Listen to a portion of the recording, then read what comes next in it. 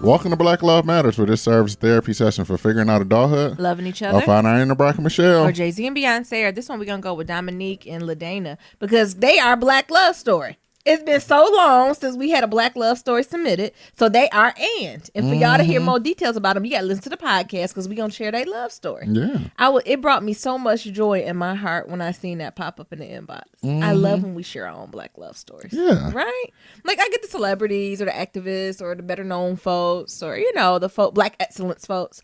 But hell, we Black excellence too. Right. Y'all who be listening. Mm-hmm. So I love it. What about you, Nero? Yeah, y'all niggas need to continue to send y'all Black love stories. I know all y'all niggas ain't out here single. What season are we in with the cuffing season? Oh, cuffing season almost over. It's over. Almost. It's almost over. March. I know. So breakup season has begun. Yes. How'd that go? It ain't cold no more, so I got to leave, y'all. Everybody sweating all of a sudden. You hot. Everybody get off of me. Get off of me. You try to come over there and answer the phone. No more. Child. Oh, is y'all getting y'all summer bodies ready? Oh, they a little late for that. I know I ain't the only one that woke up this morning and was like, "Do my bathing suit fit?" They a little late for that. Is it when we supposed to start working on your summer body? January 1st? No. Whoa. Thanksgiving. What? Yes. You supposed to have some games, or you just supposed to maintain October through January and then do a little losing in January, February. Well, this is around March is around the time people start losing out on their New Year's resolutions. Yeah, because they tired. So I had somebody. It was actually a skinny woman at job. She was complaining like a bitch. She's like, I work out 6 days a week. I do this. I do that. I fucking lost muscle mass. I've lost this. Fuck. I'm going to. I forgot she said Krispy Kreme. I was like, oh man, relax. Meanwhile, there's this older lady at my gym. She got to be in her I was gonna say her hundreds. like 40s or 50s, and this motherfucking lady even got a 6-pack over the damn winter. What? Yes. Define winter. From December to now. What? Yeah. What she start with? Did she have a keg or she just had flat? She was just skinny fat. No, she was fat. What? She got a fucking 6-pack. What? Mm-hmm. Did she lose weight or she just redistributed the muscle? No, she lost weight, gained muscle, and got a damn 6-pack. How much weight she lose? I'm trying to give myself hope. I don't know how much weight she lost because estimate. Big people, we always estimate it. We can estimate. I don't know, about a good 30, 40. Wow, she lost like 10 pounds a month. She lost a good 30, 40, and y'all don't understand. Beyond losing weight, right? It's always get rich plans or get skinny plans, right? To lose quick weight, and that's not healthy. But to get a 6-pack, that's a different level of the workout game, right? That's why I said skinny fat. Like, there's a lot of skinny people out here skinny fat, and they can't get no 6-pack as much as they prey on it daily. But to get a 6-pack, she got a 6-pack. Wow, I don't think I've ever had a 6-pack. At 50? I once had. That's not impossible. Because that's I'm in my 30s and I'm like, yeah, I think that boat has sailed. I've only one time had an outline of the 6-pack. Oh, what happened? Popeyes. What do you mean? What happened? Now, ain't they say 6-packs are created in the kitchen? I don't know. Ain't that what they say? Nigga, don't you work out? What the hell y'all be talking about? What are 6-packs created? It ain't just in the gym. It's in that kitchen. Mm-hmm. You got to be on that rice and chicken diet, honey. That air. Who is you? Air diet. I'm Nero. I'm Nayams. And this is episode 233, y'all. Hey. Happy Wednesday. Be sure to leave 1, 2, 3, 4, 5-star rating and review on Apple Podcasts and on Stitcher. Help us get our goal of 4,000, 5,000, 10,000 5-star reviews. We just want them all. I know, right? And follow us on all forms of social media. So anyways, yeah. So she 50. Yeah. And she got this 6-pack. And they the trainers at the gym are trying to get her. Miriam, stop acting like it's impossible to get a fit. No, I'm not. 50. I'm not. I'm just saying because you be like, I'm 30 and I ain't getting. That's no what I'm saying. Just to get a 6-pack, I don't think it matters the age is an accomplishment. I'm just saying. That's what I'm saying. Period. So you be thinking that the boat has sailed. I'm trying to give you examples where the boat hasn't sailed. Oh, okay. But they trying to get her to do like a master's bikini contest or like a bikini competition. Oh, she getting it like that? Yes. Oh, she bees shit. in that gym. Is she like they put coconut oil on her? No, they don't put no coconut oil. Because you know that's what them bodybuilders be putting. They just put coconut butter on their neck down. Why don't they put it on their face, like to make it match? Or they just tan from their neck down. Why they tan? From what they told me, because the lights be so bright. No, the lights be so bright on the stage that it washes them out. So that's why they got put on that black tar. Even the black bodybuilders. It's black tar. What? Even the black bodybuilders have to do it. Niram, correct yourself. What you mean black tar? Well, that's what I call it. Suntan lotion. That's what it looked like. It looked like tar. On the white folks, yeah. Oh my God. Because they be so damn, some of these white folks be so damn pasty and pale, and they put this shit on and look like they got tar on. Yeah, it do. So even the black folks, because I know a couple black bodybuilders, and like, yeah, man, we still got to put that stuff on me. I said, you just can't put on no coconut oil? Coconut oil. And it's like, no, we got to put on. We got to put on that stuff too. I was like, damn. Oh my God. I'm learning a lot of shit working at this damn gym. But yeah, I know Mama was cock diesel like that. Because that ain't no joke, right? They be looking at cuts and stuff. Yeah. Wow. So her back is real nice. Her back is fucking nice. I was going to show y'all. I was about to show you, but y'all ain't real. I'm going to show you on the Instagram, but they can't see it. They can't see it, and they don't need to see it. Nope. Because they PIs. Old private investigating his ass. Some of y'all niggas are the feds. What? Anywho.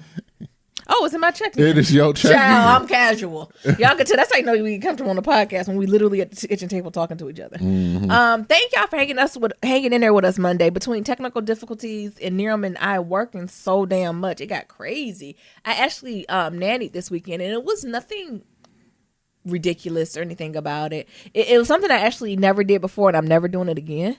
It was a 12-hour shift, but it was overnight. And it was ridiculous. It was from 7 p.m. to 7 a.m. And it was like Saturday going into Sunday. And I thought I would be fine Sunday, but I wasn't. And I wasn't worried. Niram, when I first took it, Niram was like, So, no. Mom and Pops, because I know y'all listening, and y'all were like, why are you letting I told her multiple times not to take this damn shift. I did it because I was like, if I do it, I don't got to worry about babysitting. But like a couple hours following week, and my hours are all balanced out. And she's like, and I was like, no. Yeah. Don't do it. But, y'all raised a hard-headed, loudmouth black woman, so she going to do what you want to do. Even when a man tell her no. And I started getting nervous. Niram was like, you going to stay at their house? I was like, yeah. You like, overnight? I was like, well, where the hell else I'm supposed to be? Shit. I don't know. It was literally only like 4 miles from the house. So I'm giving Niram all the information where I'm going to be. And what was our code? I had to check in for so many X hours until I told him like I was good, right? And was you really worried about me? Or what yes, I was sitting on the bed with the gun, ready to go. What? You and Mabel? Yes. What Mabel, you going to say ride out, and what Mabel was going to do? She's going to hop in that car. And she going to bark and keep quiet. Mabel get about it, especially you be in that car and you be in that drive-through. Yeah. Mabel be trying to tear their hands off. Yeah, Mabel hate the drive-through. Yeah. We went to Krispy Kreme. Well, I went to Krispy Kreme's, and Mabel almost fucked that man up for that donut. I said, Mabel. And I'm not parent. She usually doesn't do this. And he like, yeah, bitch. Oh, okay. She got real rowdy. But I went to the house. It wasn't bad. It was actually a set of twins, and they were like 5 or 6 months old. No, maybe a little younger, so 3 or 4 months old. So at first I'm looking like, this is weird. Why would they even have me watching some kids that young? But whatever, pay me. And what happened was, first of all, the grandma was there and the mama was there. And I guess the daddy was out of town. Oh, I thought they was going out. No, the daddy was going out. Oh. Oh my God. And so I hate when I do that because it's like, why am I here? Right? Because first of all, the grandma was like, sis, the only thing I make is tea. And grandma, they was like a little Indian family. So all the grandmother did was make tea and watch her Indian soap operas, which I got into. It was good. I didn't know what they were saying. I was reading them subtitles fast. Me and grandma laughing at the same parts. And the mama there too? I said, but the mama be gone. Like, I don't know if she just haven't slept. I was like, well, why didn't grandma help? Right? Because you could tell the mom was tired. So it was just me and grandma cackling, and the mama would go sleep. And like the first time the mom woke up and was like, okay, this is how you do the bottles. Because this is the thing. I think about being in Silicon Valley. Some of you parents do so much. So fucking much that's why you need somebody else, because you're doing way too much. First of all, they got the fancy the bottle thing, which is it's basically a Nespresso for a baby. What? You know the Nespresso? Yeah.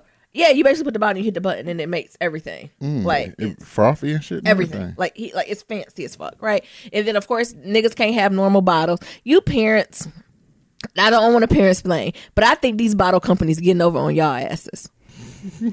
I've been to so many places and these bottles y'all be. It shouldn't be this hard to give babies bottles. Like, it's like, oh, put that in, then put the straw in to do it, and it helps with the aeration. How do all our asses before just make it with a nipple on the bottle? Right. Just burp them. They're going to get gas. They don't move.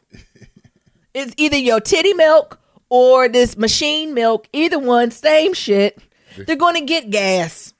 And then when they get older, start drinking that cow milk, or they're going to get their kids.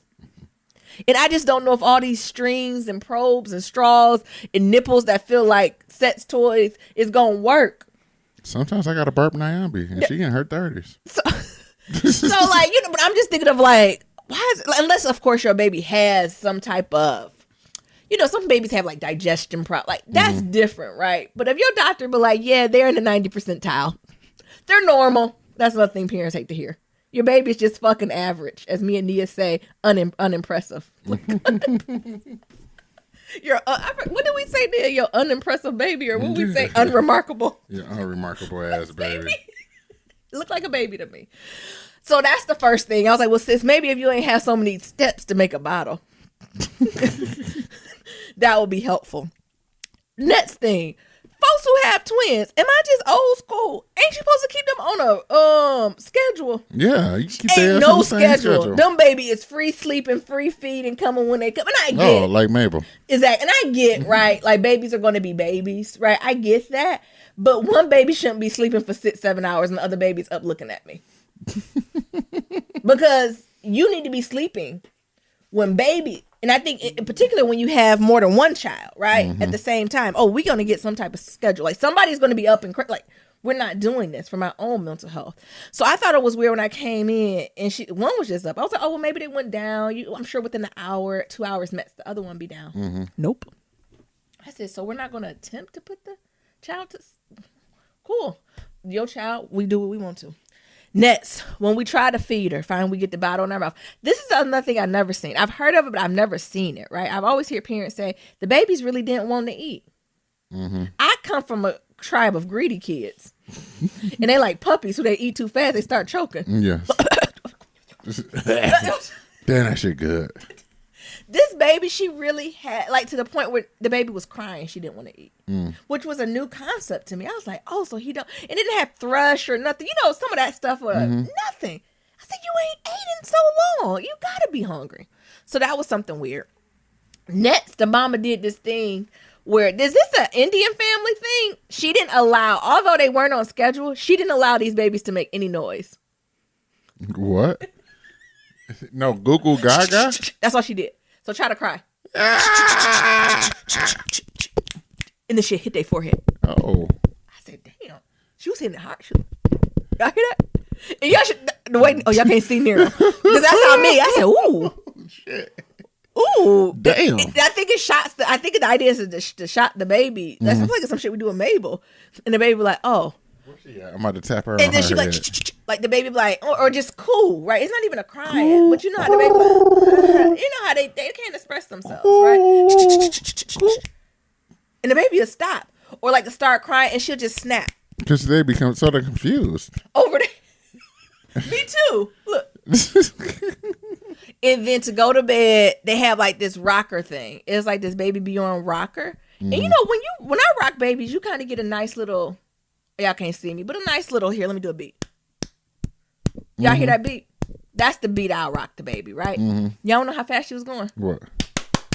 I said, God damn, is she gonna go to sleep? Like the baby would, you know, it reminded me of when bad kids and swings and they just going fast, like back and forth.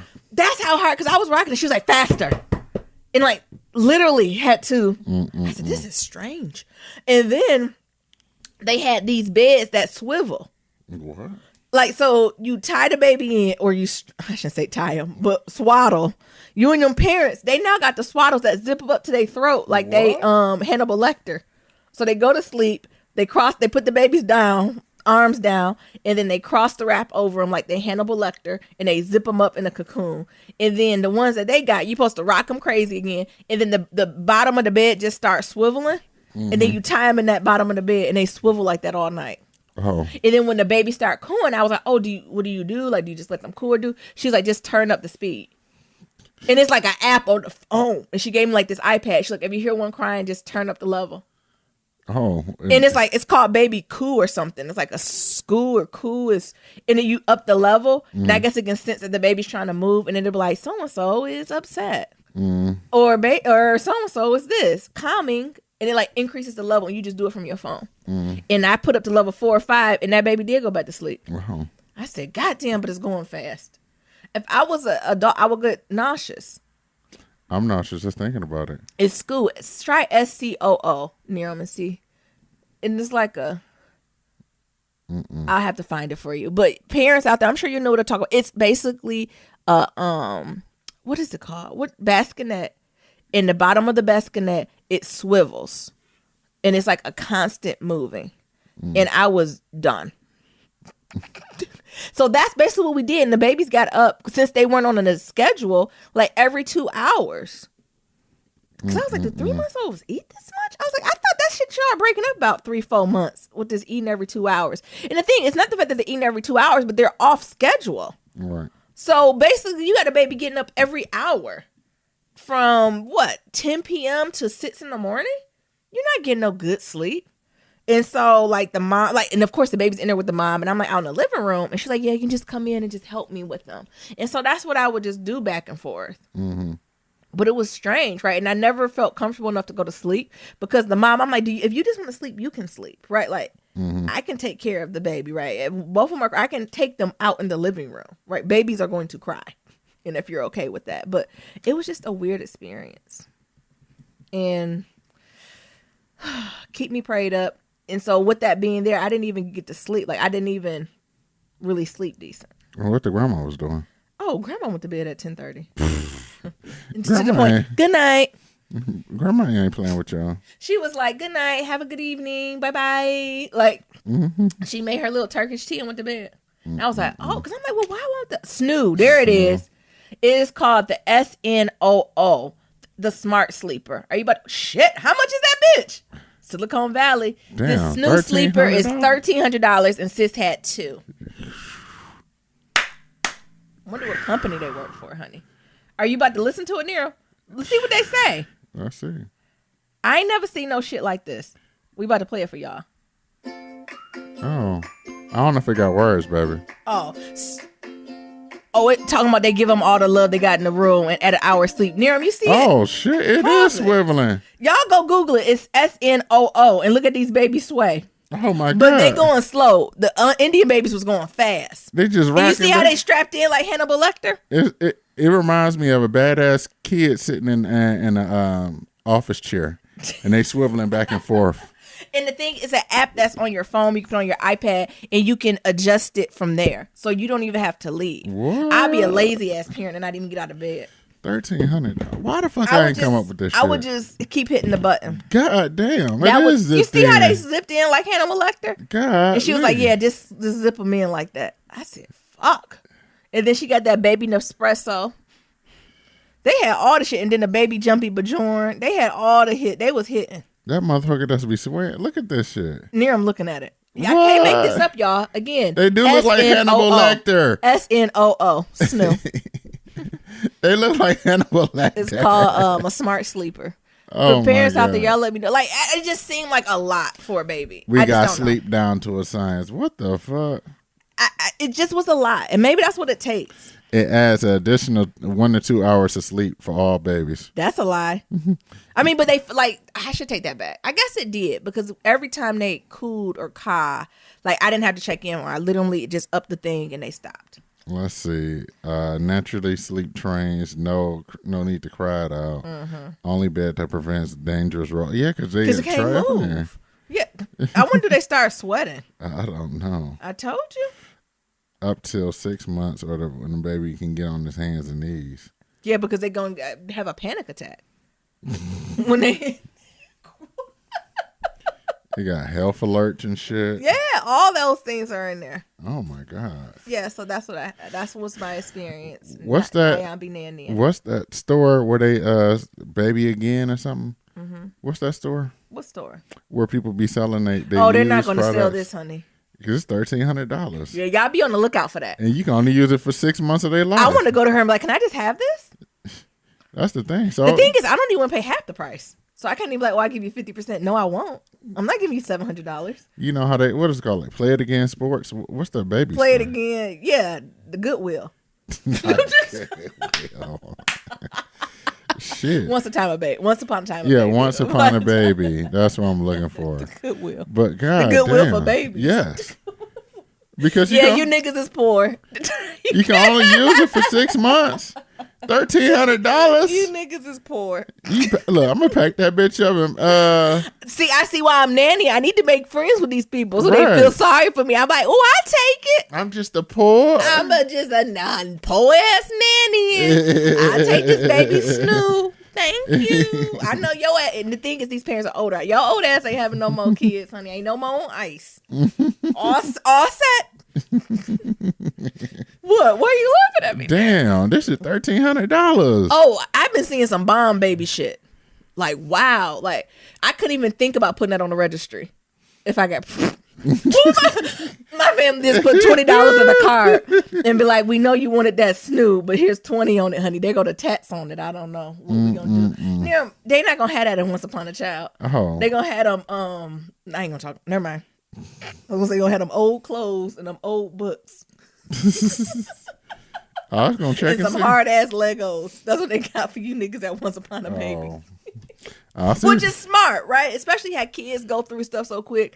Get their ass that old shit. They don't need no new shit. They ain't gonna appreciate it. They gonna grow out of it in 2 weeks. So I'm gonna be right upon Once Upon a Child too, honey. Trying to find a Snoo. You think Silicon Valley ones be different though? Yes. But they ain't got it Once Upon a Baby out here, honey. Sure don't. They too don't believe in the germs. They don't want to intermingle with the poor. I can't with you. I'm just telling you my life. Then after that, we went to go see, I should say earlier in the weekend, we went to go see Captain Marvel, which was good. Can I have a truth moment, y'all? I wasn't interested in seeing that white woman on the screen at all. You can rent them. Oh, this company making money. Near them. Because you can just rent these shits. For $98 a month, that shit add up. You might as well keep it so if you keep it for a year, that's half the price then. The thing is, you can only use it up to their 6 months. Unless you have 2 babies. Okay. $700 is still a lot.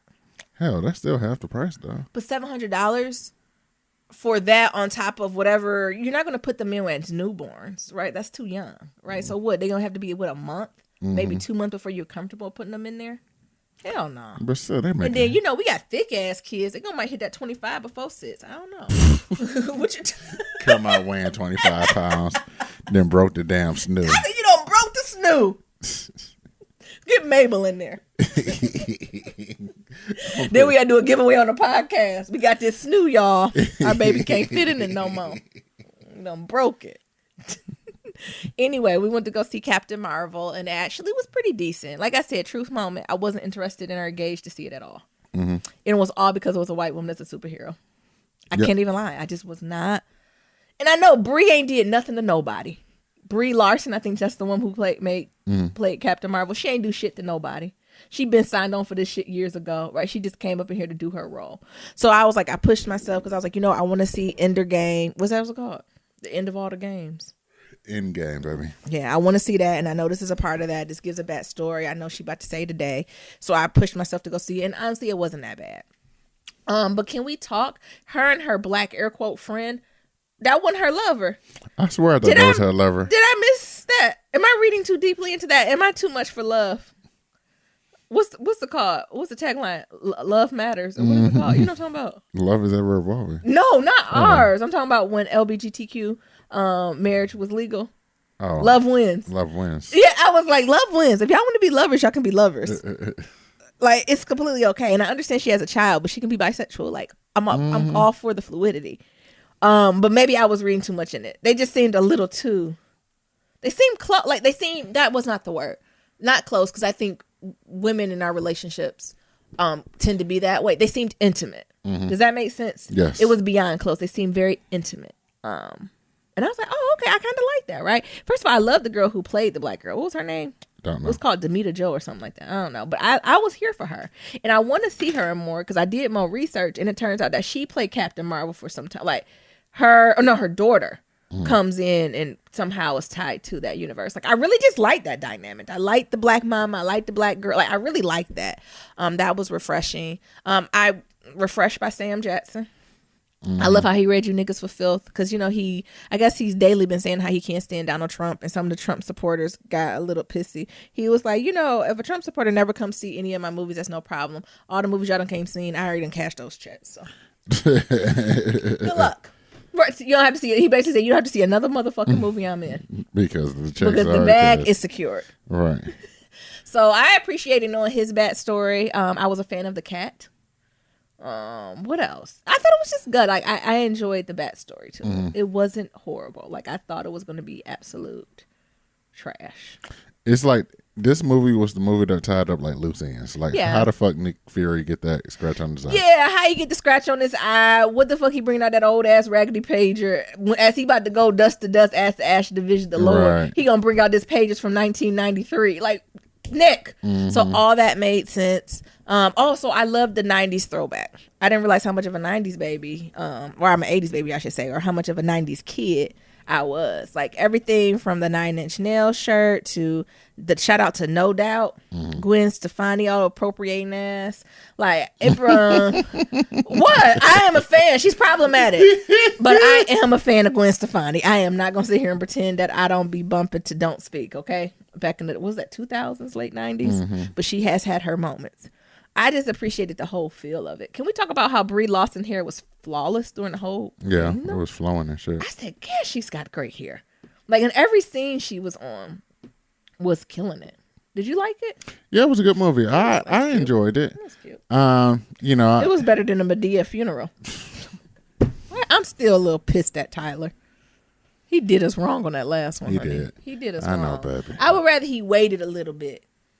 I'd rather he waited 5 years. Tyler about to try to fuck around and retire. That's why he pumping all these damn movies. Tyler too young to be retired. This nigga pumping out movies like he about to. His early 50s. Like he about to retire, and they ain't even good movies. Yeah, Tyler. The thing is, he's such an OG in his game and owns so much of his shit. He can take years off, or he can just be the vision. Right? You don't have to be behind the camera. Like you can just be like, this is what I'm thinking, right? And get a bunch of young upcoming artists and help them like flesh your ideas out, right? Like he can definitely shift to like the consultant piece of it. But he let me down on that last Medea. Or he ain't had to retire Medea. He ain't had to do Medea no more. You could find somebody else to play that. Right? No, I doubt it. Yes, you could. What he could do is introduce like a Medea's cousin or something who was like equally as funny. In transition. Go on to that or something. Yeah, they should just have Take Me to the King and the Take Me to the King. What's her name? Tamela Man. Yeah. Tamela Man. No. Tamela Man. That wasn't her. Bam and Bam. And her brother. Yeah. Well, that's him too. Medea, Bam, and them. Yeah. Oh, I would absolutely love to see a movie with those four. That's what the series should have ended on. Actually, I would like to see them in the show. I can see them weekly. Just doing old people shenanigans, like going to the doctor and cussing out the Rite Aid pharmacist. Because I'll guarantee these old folks be cussing out the Rite Aid pharmacist on a weekly basis. But other than that, like we went to dinner and it was nice. It was a little underwhelming. I'm low-key looking forward. It's because I don't like beer, so I should say that. The place was good, but it was like a beer garden. And I usually, when I go to get beer, I just get cider. So it's basically apple juice. And it was the most bitterest thing I ever had in my life. So it wasn't that good. But y'all know what I'm really lit about? What? Us. Me and you? Oh. I'm lit about us Love too. is Ever Evolving, the movie. I am so childlike to go see this right now that I don't know what to do. Are you, Niram, can you tell I'm excited about this? I keep asking Niram, does he have the movie tickets? He's going to fuck around and get to Friday and don't have these tickets, and I'm going to be pissy. Are we going on Thursday? What, Thursday night? Yeah. I don't care when we go, but you need to get tickets. All right. But I want to kind of make it a thing. Only reason I said Friday because I wanted to go like happy hour because I want to discuss it. And I prefer to discuss it in daylight. Okay. Because you know where we live at is these alleys and shit. I just think of that little black boy crawling on off. Anybody who walk on all fours makes me nervous as a human. So that's what I really want to do. And then lastly, we got to figure out our taxes, y'all. I'm nervous. Have y'all did y'all taxes? Child, we done sold a house. We done moved from white ass New England, who's overpriced, to overpriced ass Silicon Valley. I just hope I paid these states enough money because I only got so much to give. I hear you. But I know I got to do it. So I got to make an appointment next week. And I'm just tax. You know, you at a different level in your life when tax season is not a positive thing. I understand what the whites be talking about now. The Trump supporters. Fucking taxes. I remember one point where February 1st, I'm like, I'm ready to turn in my taxes. Now you wait until the absolute last day. Yeah, they're like, I guess 15th? I'll turn it in. Look, here you go. Up at midnight. I'm trying to just make this the first year I need an extension. I do not want to file an extension yet. But, Jesus. Niram said he's taking the lead on finding us a tax provider. I've had a list of people I just need to give some calls. Oh. I wonder, could our old first person back in New England do it? You know, I can reach out to her and see. But I figured, like, it's different tax laws and things. So I mean, but they're going to do, whoever out here going to have to do the stuff for New England. Yeah. You got to do both. That's what I'm saying. It don't matter who it is, they're going to have to do both. But I'm thinking with my job and the benefits that come with it, I don't know if any of that plays with it. Or if it's, we're talking about stocks and investment. If that's not vested, do it don't count. You know what I'm saying? Yeah. I'm not sure. So, like, those are the questions I have because I haven't went through it, right? So. Maybe we need to have an episode on taxes and how trash it is if you have nothing to deduct. You got no. Can we deduct Mabel? Well, she is a dependent. What? She depends on us. Can we get just a half a deduction? Sure. Child. Anyway, Nero, what's going on? Anybody want to lend a kid? I don't want it. Anybody, Nero? Y'all niggas ain't gonna take me down. I don't want it. I don't have no children. I don't have no dependents up Mabel. Next. I'm gonna just go ahead and pay whatever they gonna pay me to do, because one day I'm gonna get to the point. Actually, we need to I think we said this earlier this year, we need to get a financial planner. I need to reframe with it. I need to reframe it. Jesus, I'm just so thankful that now I'm in the financial place where I can no longer do TurboTax. Thank you, Jesus. And I need a financial advisor to help with some guidance, Lord, because you're just overflow. Because remember, I said my word is abundance and overflow. Due to the overflow and the abundance, I just can't handle it all myself, Lord. And I am humbled enough to know when to step aside. So I'm grateful to be in that situation where I got more than $3. Dang. Amen. Because some don't need no accountant. They could just use a free version of TurboTax. Come on, it was a blessing in that season too. That season was a blessing too. Where you can literally do taxes in 10 minutes. I need to check on Nia. Nia, another one who be waiting to April 30th. I'd be like, listen here, sir. I've had a rough few years. You had a rough few years. I don't have time to be billing you out of nobody's feds. Pay these people. Pay them. All right, Nia.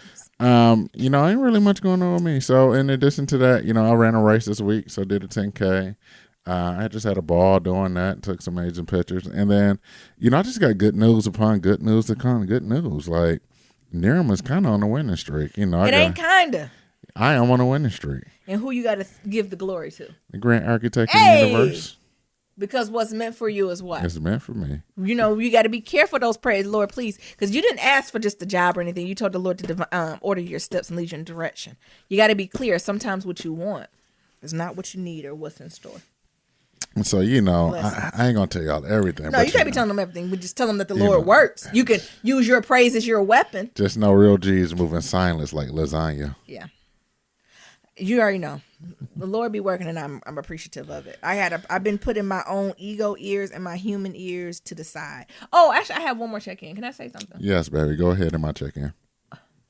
I can wait. No, go ahead. I was going to say something else I'm grateful for is at my workplace, too, is that this is the first time at my workplace I've joined a group or been in fellowship with other peers and colleagues. Like, usually that's something, at work, I definitely talk about my faith and what I believe in and purpose and all that stuff. But this is the first time at work that I actually joined a group where each week we have an hour where we literally do prayer, devotion, and worship.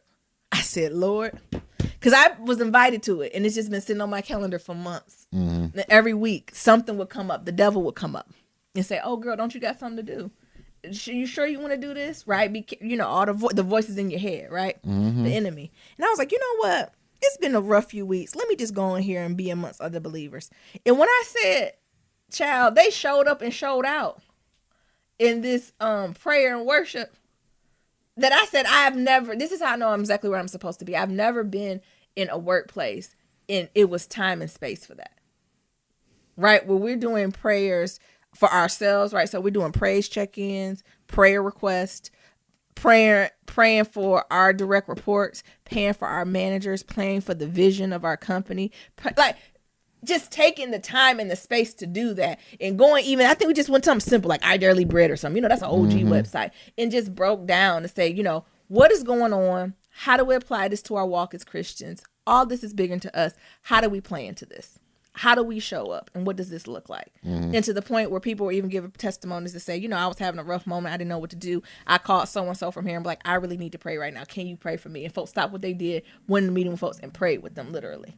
Right? Like, this is a whole different way of work and the exposure to work and the way that you go about it, that I would say it does spoil me, right? Like, I don't know now what it would look like or how it would feel to go into a place of work and not be able to bring literally that whole self to me, right? Don't get me wrong, I'm not in my team meeting holding devotionals and revivals, right? But to have that space at some time, and I'm sure they have it for all denominations and how, you know what I'm saying, all of that, right?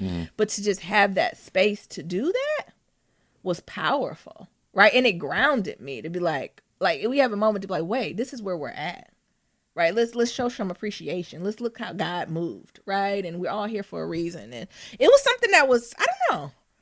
Did you see it adjusted my spirit a little nearer? Yeah, you was happy when you came home. Because you was like, yeah, I went to this little spiritual thing. And I was like, oh, okay. And we prayed. And I said, oh, okay. And, I was telling them I was going through some stuff. And they prayed for me right there. Yeah. I'm like, okay. Why is it a surprise? I was like, get out of here, heathen. No, but it was just you going back next week? Yes. Okay. That's all that matters. It was just a different energy about it, right? A different energy that's being brought. And I'm just trying to be grateful and gracious and aware of that, right? And I know that's not something that's afforded at all places where folks work, but it's something to making time for that, right? So if that's not a formal group you have at your job, you can go talk to, like, I don't know if you can take a break, go into a conference room by yourself, go to your car. And, you might not have the privilege of taking an hour like we had the privilege to do, but 15 minutes, 10 minutes, it was something about taking that time to have a quick conversation with God during that 9 to 5 that made it a lot more digestible. And I haven't done that before. Right? Like, I have not done that consistently. I think there's times where I've talked to God very fluidly, but I've never took that time out just to have praise and kind of a quick devotion while I'm in my place of work and how that plays into it. And I think that's a little bit of growth as on my journey, on my crooked path. All righty. What you think about that, Niram? No, team too much or what? No, it's not team too much. The thing is that one of the things that we just been having this battle with you is like having an outlet, right? Having something outside of work. Because, like, that's literally all you do. You work, you come home, you do a podcast, maybe babysit a little bit, play with Mabel. But, like, you don't have an outlet. Like, running and fitness is more or less my outlet. It's a mixture of both because, it is, right? But you have no outlet. So just trying to figure out, like, what's your outlet and come and finding your community. Yeah. Because, my community is a little bit different because, niggas online and shit, right? Yeah. But, to have a community that's outside of your direct reports, your supervisor and things, and people, those are, and actually having somebody that you can actually talk to, right? And hopefully form relationships that you can have, like, personally, professionally, and spiritually. Yeah. Right? So even as you're thinking about, like, next steps in the company, being very vigilant on, like, where these people at, right? Let me go with some folks where spiritually we connect, right? Yeah. Mm-hmm. I agree. Yeah. The other thing is, what's going on with these mountain lions? What? I was at physical therapy, and I was somewhere else, and everybody keeps talking about these goddamn mountain lions around here. What? Yeah. Is they sure they mountain lions? Yes, they said mountain lions multiple times. That's why I got it on my notes. Are they eating anything? I guess looking for food, or what are they? Are mountain lions violent? You didn't hear about that guy, that runner that killed that mountain lion? He killed him. Yes. The lion killed him. No. The man killed the lion. Killed the mountain lion. What happened? He was out running and the mountain lion tried to get his ass. Let's see. Runner. What did he kill him with his bare hands? Yes. Killed mountain lion. Look. He was on Oprah and shit. The trail runner who killed a mountain lion with his bare hands. How he do it? Shit, probably start with his eyes and choke him. And then put his thumbs in his eyes and then start choking him. Yeah. But is his neck strong? I feel like they got a thick neck. They do got a thick neck. I don't know. But I would start with the eyes. And then, I would just try to slit his most throat. animals, like those type of animals, they don't have the jaw strength to open their mouth. Yeah. So like even think about Mabel, right? Like she can bite down, or any type of dog, they can bite down, but they can't open up. Like it's hard for them to open. So like it's like getting them. I didn't even think about that. Getting them in the eyes and then like holding their mouth down. And then what? And then shit, you start stumping their ass. That's what I would do. Right. Hold them by the mouth and just start tap dancing on their ass. I can see it now. Oh my God. Hold that. I just want to know for tips. And then the thing is, then you got to worry about the arms falling back and forth because they're gonna try to, they got the razor sharp claws. So at that point, you probably got to hold one hand and then like break the arm or something. Oh, you got to step on it. You got to want to live. Yeah. But they've been talking about mountain lions over here, so babe. And I can't be walking to work then. I don't know if it's here. Oh. Well, you said here like it was down the street. No. We got all them trails. It'd be me and Mabel. You know who I'm going to pick. You're going to take a sacrifice. The ultimate. You gonna throw Mabel at the mountain lion? But she better keep up. You got another thing coming. Mabel might outrun your ass. Looks like you done left me, Mabel. Shit. No, I'm gonna have that leash. Get back here. You better get Buck now. Oh my God. Also, I know the last thing, I don't know if you're going to see in your check-in, again, our thoughts and prayers is going out to all the folks who are affected by the terrorist attack. It's just so many going on, right? And especially for our Muslim brothers and sisters. It's ridiculous. I heard they had a story talking about his ass was getting bullied because he was fat. That's why he did it. And it's like the bullshit. You go push somebody then to go steal their hot Cheetos. You don't go light up this. This is not what you do, nigga, sir. I done been this way all this damn my life. I ain't shot up nobody yet. Yeah. And all the trauma, it's ridiculous. And like I said, the Muslim community, the folks in New Zealand, everybody, it's hard, right? It was absolutely a terrorist attack. Yeah. And it was xenophobic, and it was absolutely targeted and purposeful, right? And like I said, I don't want to focus too much on the person who committed the act because they don't deserve that type of light. I just really want to send good energy to the people who are affected, right? Either primarily affected, right? So directly affected, and also secondary, right? Because again, it's hard being Muslim, right? Like it's hard, especially in the climate that we're in now. Like it's hard. I mean, I think any religion is hard, but I think particularly it's very hard for the Muslim community right now. And don't let that be intersectional with anything else. Right. Jesus, just add another layer on that. Don't be black. Don't be a woman. Don't be, fill in the blank. But it's just hard. And I think even as a Christian, like it's our job to then go across and say, hey, we see you. As people of faith, this is ridiculous and we got you, right? And I was pleased to see a lot of churches out here do that. Not all the churches did, and I had an eye out for that too, right? But all the churches really came to, the support and the side of other folks. And I think that's the beauty in it, right? But some of them churches, I had my eye, I ain't say nothing. Cat, dog, blue. We're talking multi-generational. Oh, you know my multi-generational. We done had not only prayer, but I like my church because we send action. So we sending goods. We doing and we praying and we sending money. So and that's what it's supposed to be. That's what the church is supposed to do. Out here they have it where the churches. I don't think my church is participating, but some churches actually I think it's East Bay churches who are renting their parking lots out. Well, it's free because there's so many people who are living in cars and they're just living on the street and like folks are getting robbed and stuff. You can come check in and sleep in the church parking lot in your car and it's security. So someone like their security team out the whole time. So you have to worry about nothing shady going down.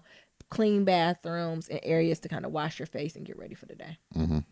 Like, that's the type of stuff church is going to do. But it hurts my heart that out in the Bay, that's something we have to. And we're not talking about one churches. We're talking about numerous churches, dozens, where the parking lots are full of folks who can't afford housing. Right, so they live in their car, and again, like, these are not like entrepreneurs. No, these are people like with families, have multiple jobs. Like, it's heart wrenching. And I think, again, I just go back to when I had the conversation with my peers and colleagues. Like, it's shit that's going on personally in our lives, shit that's going on work. But God is so good. Mm-hmm. Oh, let me stop. Let me get off my. Hell, we about to be homeless. What?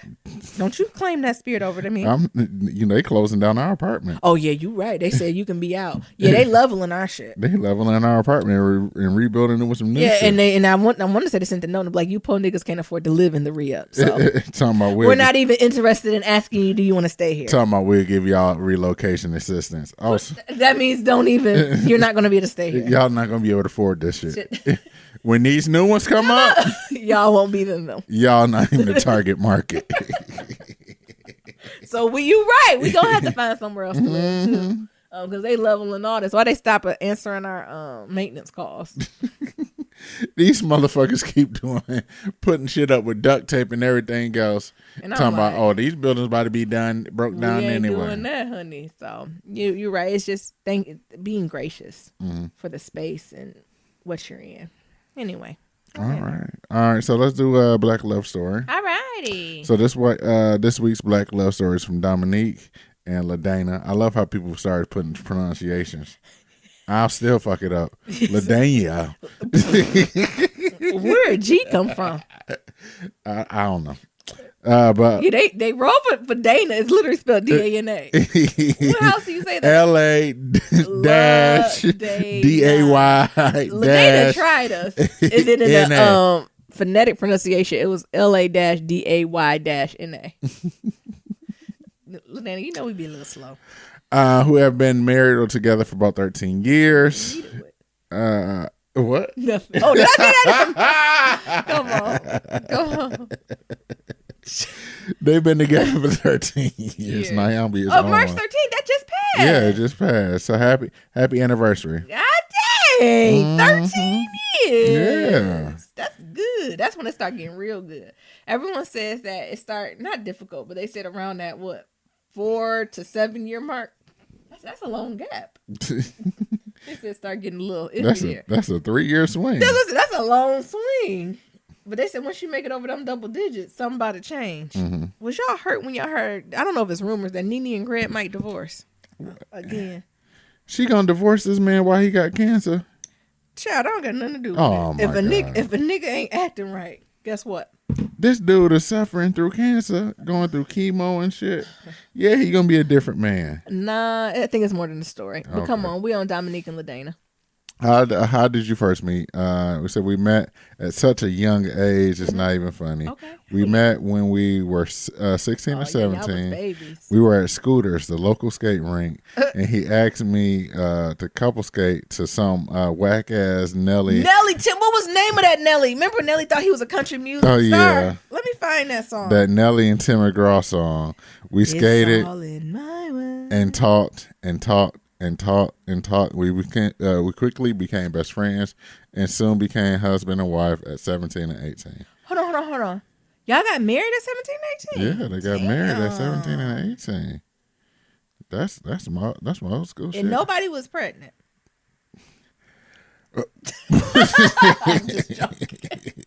I'm joking, y'all. Hey, they didn't say nothing about that. When did you know that your partner was the one? So I think that he was. Are you about to play it? Yeah. Oh. Go ahead, keep talking. That's too loud. Oh. You got to turn it down a little bit. Sorry, I'm not used to this. Oh, okay. You trying to give it a sound bed. There you go. Okay. Go ahead. I think. Okay, we can't do this. We're too silly. I know exactly what song you're talking about. I think that he was the one when he and I were able to grow together and learn from each other at a young age. We went to church together, prayed together, and planned for the future together. Not only because we were young and in love, but because we we knew Come on. that we'd be forever. Y'all were mature. And so far, we weren't wrong. Yeah. Of course, love wasn't. Our love wasn't as mature as we thought it was. Mm-hmm. But one thing that was constant was our passion and drive to succeed at loving one another throughout life. I think that's a big key, right? I know I was teasing about they were young and nobody was pregnant. I was just playing, but it's something to that, right? So I think that's even. I know they were 16 and 17, but I think anyone who's with someone when they're in their teens or early 20s. The idea is that y'all are going to mature and go on different paths, but you have to have that core foundation, right? That's similar about ambition and driving towards a common goal, right? Like you can go veer a little differently, but you always have to have the common goal in mind. I think sometimes when folks are together younger or just for a long time, they think you're on the same path, but they have two different goals. The fact that y'all had two different goals, I think that's beautiful, and I think they articulated that very well. Mm-hmm. Oh, are you rushing me? No, babe. Okay. Yeah. Mm-hmm. Are you done? Yes. Okay. What's the key to your relationship success? The key to our success is to our relationship is align one another to be ourselves wholly. Since we got married young, we've grown into our own selves, and we aren't quite the same people. The thing is that we understand that we've have been molded to adults and the parents, and maintaining friendship and embracing one another is completely and always priority and key. I love that. I love being able to be all of you. I never understood that. Now I don't deal with it too much, as you know. I don't have no friends. No. But before, I remember when some of my friends would be in relationships, and like we'll be talking, and they'll be like, "Well, so and so don't like when I do that." And it'd be like, at first I thought they'll be joking to the point where I was like, well, it sounds like so-and-so don't like your ass. Like, what? Do you know what I'm talking about? Well, he don't like when I do that, and he prefers this, and I feel like, God damn. I wish Naima you would tell me she don't like when I run marathons. Yeah, like, I don't even know if I could imagine that. And we're not talking about, like, stuff that should be appropriate. Like, he don't like take out the trash, and he get on my nerves with that, right? Like, Oh. But like just like character things, like, oh, he doesn't like when I do that. And I'm like, oh my God. What you talking about? And we're like 21, and I'm like, oh, you ask him? Why? What you talking about? Today I looked at the clock and then I seen it was 4:00. Yeah. And I was like, let me take out this fucking trash before Nyambi ass get here. I got about a good 45 to 50 minutes before her ass walking this goddamn door with a smiling face and open arms. Yes. And the trash ain't taken out. So don't come for me. Because I thought about you. I said, it's 4:00. Let me take out this trash. Thank you. Did you take Mabel with you? Yes. No, I didn't. I left her ass right here in this house. Did she lose her mind? Yep. I almost said something. But go ahead. What advice would you give to young married couples? Number one, put down your damn phone, Nyambi. Yeah. When you come home, put it down for a while and bond with your family. Yep. Don't force your partner in a box. If you love them, love them. Don't take any disrespect, but don't expect perfection. Hey. You can never expect perfection. Anything else you want to tell us about your love story? We want our story to be shared because people don't believe in long-lasting marriages and young marriages like they used to.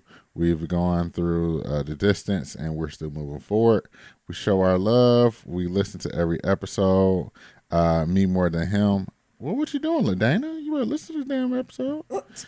The thing is, I hope we have our episodes where folks can kind of jump in and jump out. But okay, Nero. Oh. Thank you. Thank you, Nero. But he listens when you're in the car.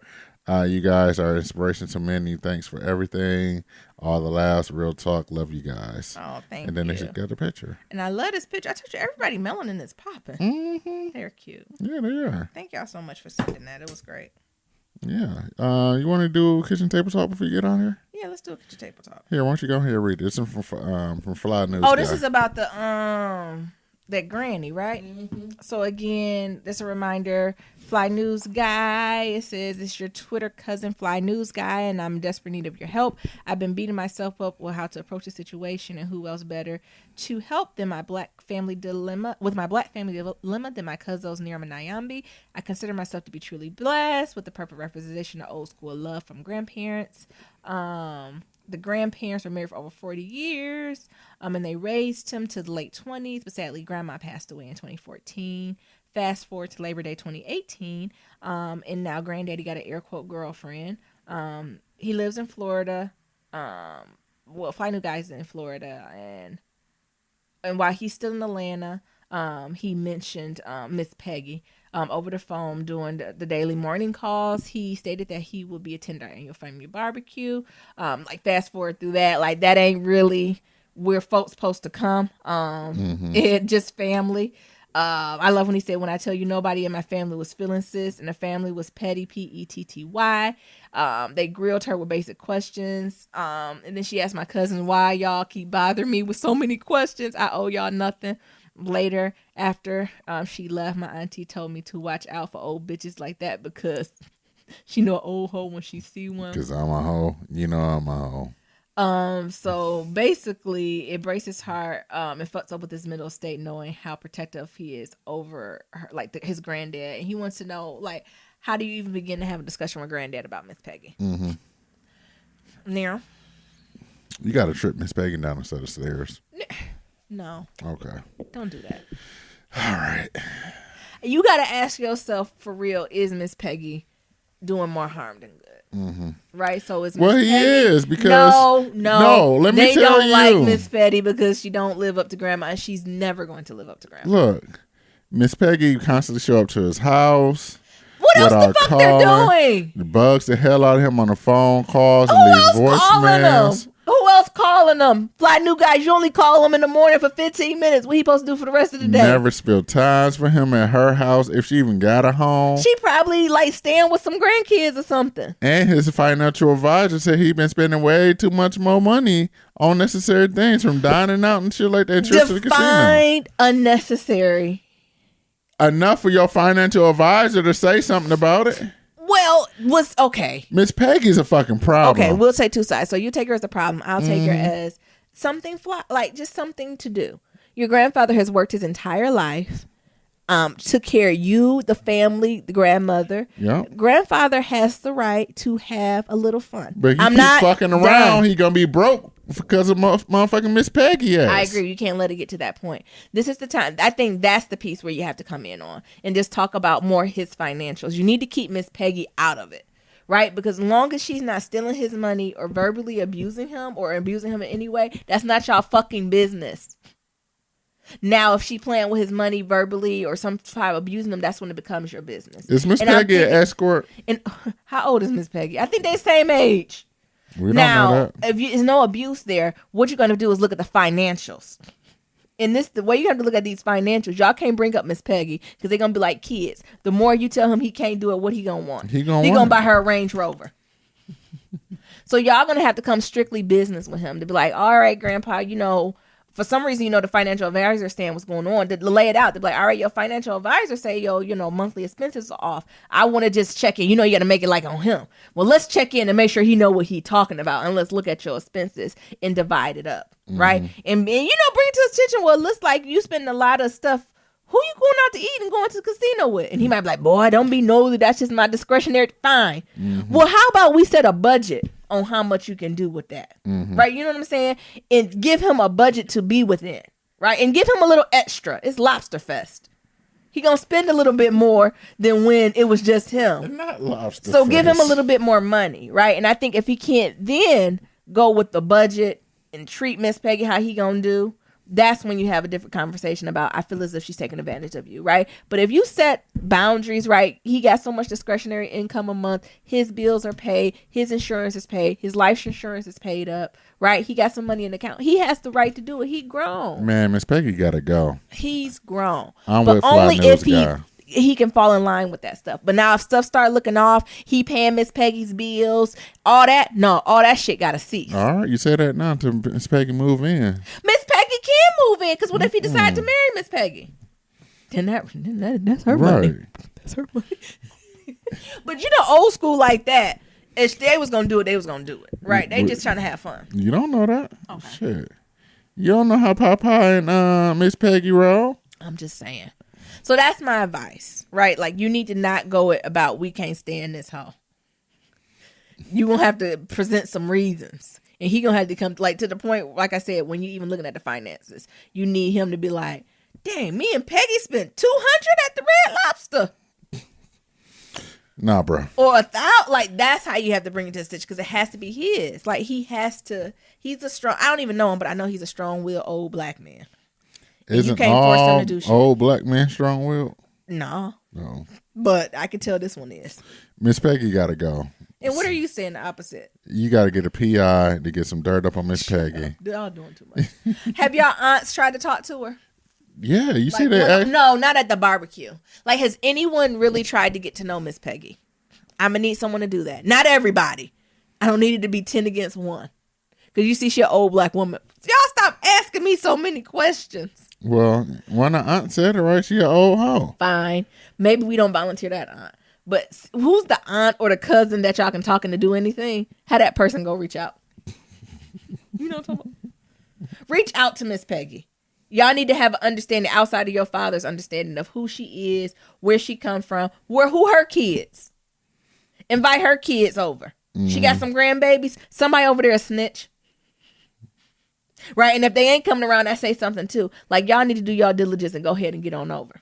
She got to go. She got to go, Fly News Guy. That is my recommendation. But don't kill it at once, right? Like, it's okay to have companionship. And it's okay to spend a little. Because I know when I'm getting old, I'm spending my money. Fly News Guy, you might have to get power of attorney over don't you get no over you Greg started Dad's shit with money. his family. The granddad was like, what the fuck? and get that don't do that. Allowance. Don't do that. But like, why he's of sound mind and stuff, right? Like, if I know old black men, how I know old black men, you start doing that reading, writing, arithmetic, and start adding and subtracting. Tones change. If I know old black men, how I know old black men, right? Because not right now, he just having good time swiping debit cards. But if you start really showing how much, right? Break down numbers. Look. So you've spent $13,000 at Applebee's. 13. Does that sound about right? Look, or at the casino. Granddad need to go on the envelope method. Go cash all his checks and put them bitches in envelopes. Yeah. So that's my advice. I think you still got a little bit more doing right before we really jump to the conclusion that Miss Peggy's bad, right? So I think you should keep it about finances and just being fiscally fit and fiscally sound. Even if it's like, let's change all your passwords, how much money you got in your account, how much are you spending monthly, right? Break that down, present that for him to see, and like set up a budget, right? And see if he sticks with that budget. That's the thing, because what you start worrying about is a lot of sneaking and stuff going on, right? Do that. Find a cousin, auntie, or somebody to volunteer as tribune to get to know Miss Peggy. Y'all gonna have to do it. You need to find out who this woman is, who her people is, what's her story. Miss Peggy is a scammer. And she might be, but y'all ain't gonna know unless you go find out, right? And then combine it with that. But if there's anything with her taking advantage of like his money, and I don't mean just dinner. I mean like he's paying rent and car notes, and that's not appropriate, right? Or any type of abuse, be it physical, emotional, verbal, y'all step in, right? Like, it ain't no, how do I bring it up? You say, this is bullshit and I love you, right? So down the two different areas you gotta go. But I think you need to explore a little bit. Because I think when you're a certain age and you're a widow, relationships do ever evolving, right? I do think relationships look different. And again, if you're an old black man, how I'm thinking about it, he probably not letting her pay for nothing. Put your wallet away. Like, you know what I'm saying? He probably own that shit. And you niggas, Fly News Guy near him, that bitch pay 50%. See, it's a lot of stuff at play. And I do think if y'all come off too strong and don't do your due diligence, he been and bought her a whole house. Mm-hmm. And y'all don't want to be in that situation. Especially if you let him get his dick wet. Oh my God. Come on here. Do you have anything productive to add? For real, what would you do? What if you do it was the opposite? So, you have your mom who's older and she's dating someone.